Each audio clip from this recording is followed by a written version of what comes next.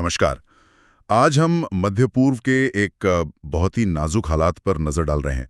हमारे पास जो जानकारी है उसके मुताबिक ईरान और इजराइल के बीच की जो पुरानी दुश्मनी है वो अब खुले टकराव का रूप ले रही है और इससे पूरा क्षेत्र एक बार फिर कह सकते हैं अस्थिरता के कगार पर है। इस जानकारी में कुछ चौंकाने वाले पैटर्न भी दिख रहे हैं।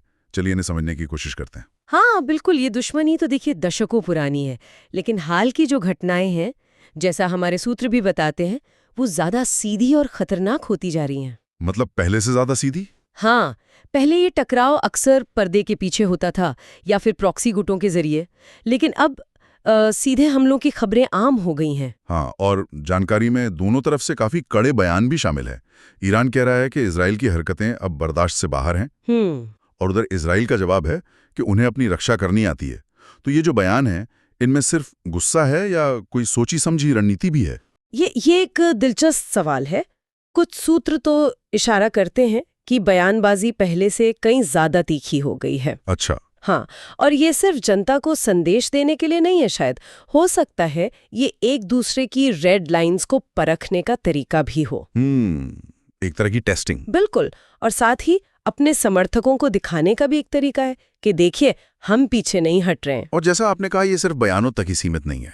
हम ड्रोन हमले देख रहे हैं, मिसाइल स्ट्राइक्स, साइबर वॉरफेयर की भी खबरें हैं। जी, इन हमलों की प्रकृति क्या बताती है? क्या ये महज जवाबी कार्रवाई है या फिर किसी बड़ी रणनीति का हिस्सा है, जैसा कुछ स्रोत कह रहे हैं? देखिए, ज्यादातर विश्लेषण तो यही बताते हैं कि ये टिट फॉर टैट, मतलब जैसे को तैसा वाली स्थिति से अब आगे बढ़ चुका है मामला। अच्छा। ड्रोन और मिसाइल हमले अब ज्यादा सटीक हो रहे हैं और निशाने भी गहरे साधे जा रहे हैं।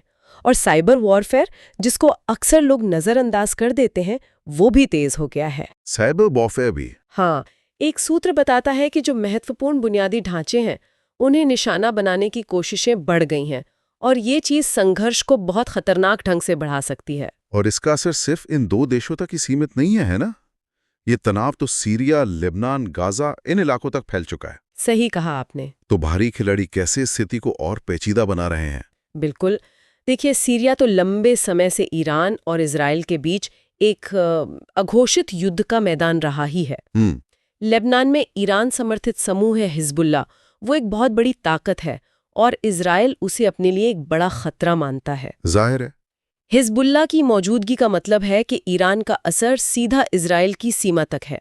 इसी तरह गाजा में भी तनाव बढ़ जाता है जब ईरान इजराइल के बीच ठनती है। और इसमें बड़ी ताकतों की भूमिका वो भी तो अहम है। अमेरिका तो खुलकर इजराइल के साथ खड़ा दिखता है। जी हाँ।